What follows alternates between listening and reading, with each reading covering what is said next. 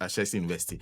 On this faith that the Oni of Ife has placed in President Mahama, and also about him being unanimously endorsed by the heads of state to be the AU heads of state of ECOWAS to be the AU chairman from 2027. Thank you very much for your time. Good morning to you. Yeah, good morning, sir. How are you? I'm doing. I hope you're well too. Otherwise, great. How are you too? Let's start by saying, because the Nancy, do you still have the thing? Because it's a very strong and powerful title. But let's start from ECOWAS. ECOWAS has unanimously endorsed President Mahama's candidature to chair AU from 2027. What do you make of this? Is this to say that members of ECOWAS have huge faith in the president? Yeah, certainly that's the case. But I think that is credit to Ghana, and it has more to do with the fact that we have had excellent transition since 1992. Our democratic experiment in the face of the situation we have in the sub-region seem to be very good. We are on good grounds, and that is to our credit as Ghanaians. Of course, we cannot dismiss the fact that the persona of our president also played a role. Importantly, I think we should establish the fact that we have 5 regional blocks in Africa, and it is going to be the turn of ECOWAS to take the chair of AU. On account of that, the ECOWAS Council of Ministers first took that decision and then made the decision known to the heads of state of ECOWAS, which is the highest decision-making body, and they endorsed the decision of the Council of Ministers. So I think it is a moment of joy for us as Ghanaians, and it shows our position as far as the regional body is concerned. It appears we occupy quite a unique position at the moment, and we need to recognize that and appreciate the kind of trust that has been reposed on our president. Indeed, if you were to look at ECOWAS at the moment, we are also going through some crisis to the extent that we have Niger, Mali, Burkina Faso forming an alliance that is trying to break away, to the extent that we have Guinea-Bissau currently being sanctioned. And then we have Guinea, that's the other Guinea capital in Conakry, also under sanctions. So of the about 15 countries in ECOWAS, about 5 of them are having problems as far as democratic experiment is concerned. And we seem to find ourselves in a very unique situation where our president seems to have shown some leadership. And I think that matter has also contributed to the choice being made about him. So now you realize that in the heat of the Mali, Niger, and Burkina crisis, whereas people like Tinubu took hardline stance, our president rather took a moderate and more reconciling position, which was reassuring to this country that yes, we know there are problems in these countries as far as their relationship with France is concerned, and that is partly at the center of the crisis. And they thought at the point that France was using ECOWAS to even interfere. So it broke some level of trust. But you realize that our president maintained a position which sort of said that no matter what the situation is, let's maintain certain lines of communication in order to build trust. And indeed, let's also maintain our lines of economic engagement in order to ensure free movement of our citizens within the sub-region, so that we do not disturb the economic activities that our people are enjoying. So you realize that President Mahama seems to have taken a position that was a bit reassuring to these people. as opposed to the hard lines that people like Tinubu took. And I think that beyond Ghana's democratic successes, this position of our president contributed to his choice of being selected as AU chair in the making. And I think that Ghana occupies a unique situation in order to have a hand or a hold as far as these matters are concerned. So that it is only obvious that ECOWAS does not break into pieces so that we can ensure a future unity of the sub-region. Beyond ECOWAS, one issue that we also have to remember was the delivery of the president at the last UN General Assembly in September. It was more of a rebirth of Nkrumah, and I believe that he said things that was actually in the interest of Africa. I do recall that somehow his comments about Gaza seem to have overshadowed other issues that he discussed, particularly in the interest of Africa. One was, even after mentioning the Gaza issue, he reiterated the fact that the biggest humanitarian challenge that is confronting the continent today is Darfur. That's Sudan. And that's why we're talking about security issues and the war in Gaza, which affect about 2 million people. In the case of Sudan, we're talking of over 12 million affected people. But somehow, because of the unfairness of the global arrangement, Gaza was more on the front burner than Sudan. But Sudan had a bigger humanitarian crisis, and the president reiterated that. Indeed, he also mentioned the issue of reforms within the UN General Assembly. The biggest decision-making body within the UN setup is a UN Security Council, which normally has about 15 members. We have been enjoying what we call like a rotational membership, whereas we have 5 permanent members. The other 10 is shared among the rest of the world based on the regional blocks. And she made the point that Africa currently has a population of about 1.4 million. So how come that on such a world stage, the voice of Africa cannot be represented permanently? 1.4 billion, actually. So, yeah. So, 1.4 billion, right? Yes. Yeah, that's the population of Africa. And yet, we don't have a representative at the UN Security Council, in terms of decision making. Of course, he also talked about the issue of reparation. He talked about partnership as far as economic development is concerned and the youth bulge. So yes, I realize the issue of Gaza overtook many of the things he said, but he seemed to have well positioned Africa as far as issues confronting us are concerned. And I think that was the one reason that also might have, ensured that he's been nominated on behalf of ECOWAS.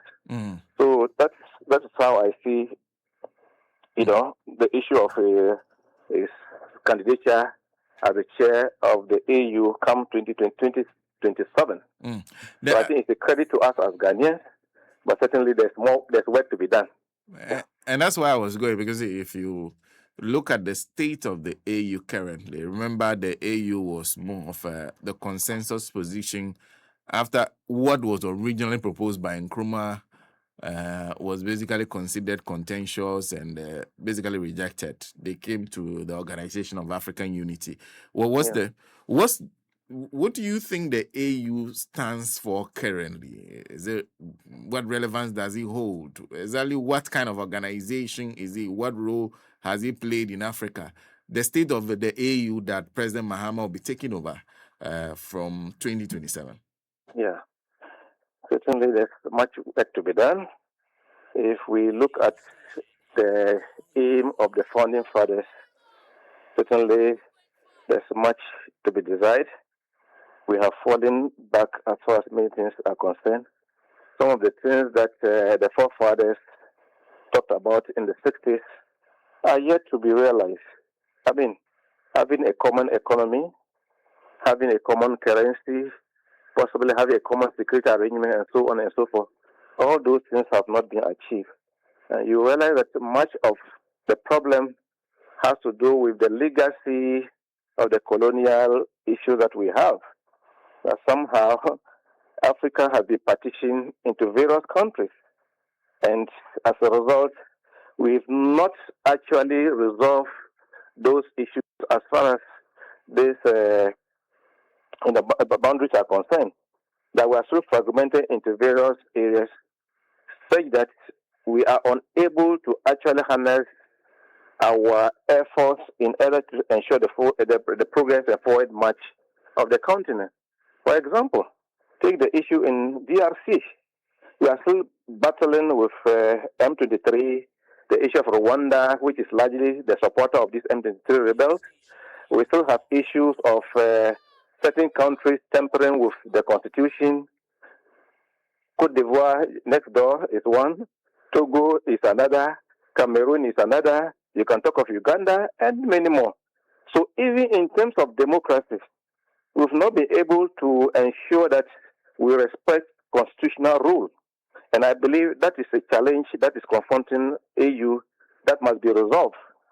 To the extent that you have these old folks that are still sitting in their country and manipulating the system, definitely that is not good for democracy.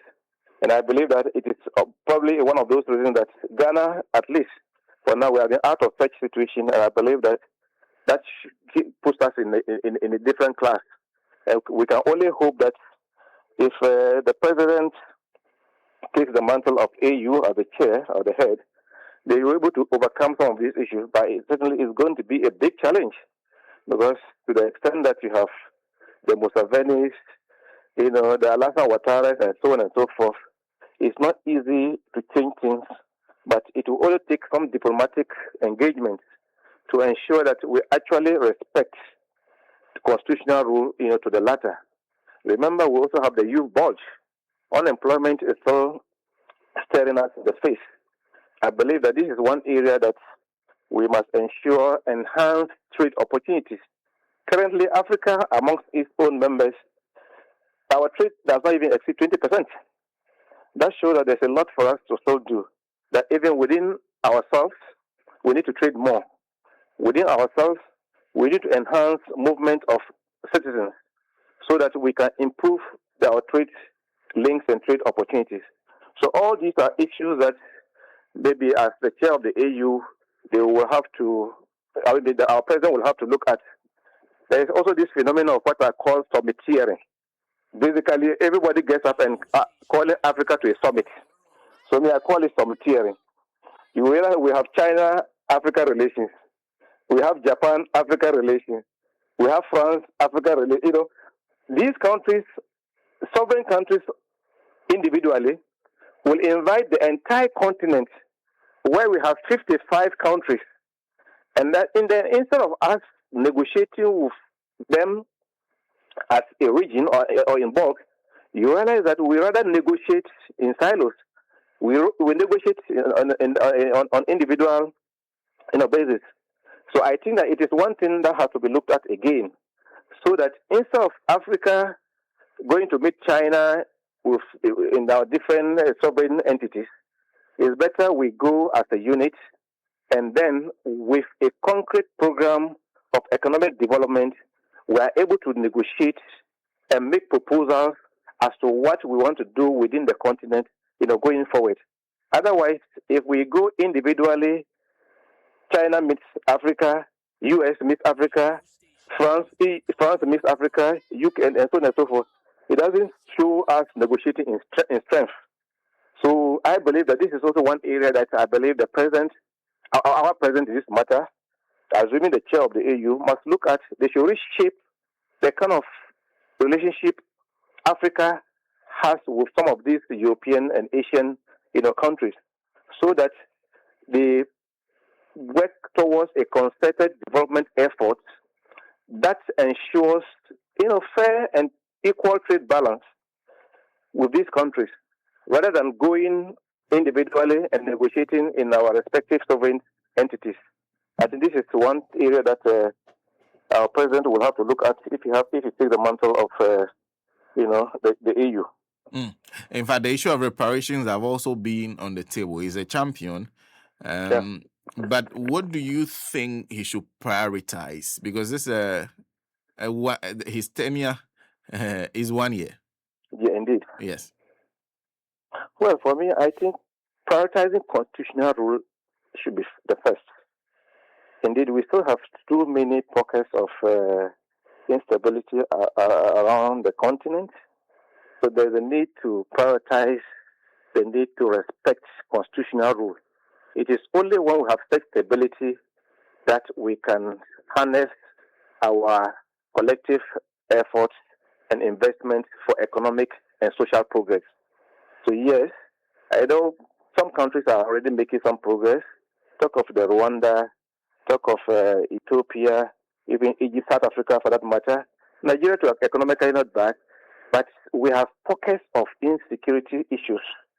So much so that if we don't address these issues of stability and ensure good governance, respect for rule of law and democratic processes, we will still be having these challenges hanging on our necks. So I think that ensuring that many of these countries that seem to have tempered with the constitution, it should be something that should be looked at. So we have more stability, and then we build the blocks that are necessary to ensure the trust. Take ECOWAS, for example, also. We know the challenge we have with this Sahel country has to do with their relationship with France, and that has resulted into the current situation. But whether we like it or not, we find ourselves in a sub-region that we simply cannot cut them away. And I believe that this was even a statement the president made yesterday in Nigeria when he was being given the traditional title, that these are our brothers and we have so much to share in common with them. So despite whatever differences we might have now, we simply cannot cut them away. We still have to open the avenues that will ensure communication, avenues of trade, hoping that we build the needed trust in order to ensure that we work together for the forward march of the continent. Well, until we do that, individually, we can't make it. We just need that collective effort to ensure that we can provide the needed development and meet the aspirations of our people within the continent. Well, Doc, thank you. Thank you very much for speaking to us. Thank you very much. Good morning. Have a good day. You too. At least we have a year, because now we are counting 2025 as having ended already. So we have a year in between the period when he's been actually unanimously endorsed to when he will assume the chairmanship of the African Union. So there's a lot of conversations to be had about what he can actually achieve with the chairmanship of the AU. We'll also try and make efforts and speak to one of the people we'll be trying very hard to speak to is the Foreign Affairs Minister, Honorable Samuel Okudzeto Ablakwa, on some of these moves and why it is important that his name was put forward to chair the African Union at this time. He invited me to pay a visit to his palace in Ile-Ife. And so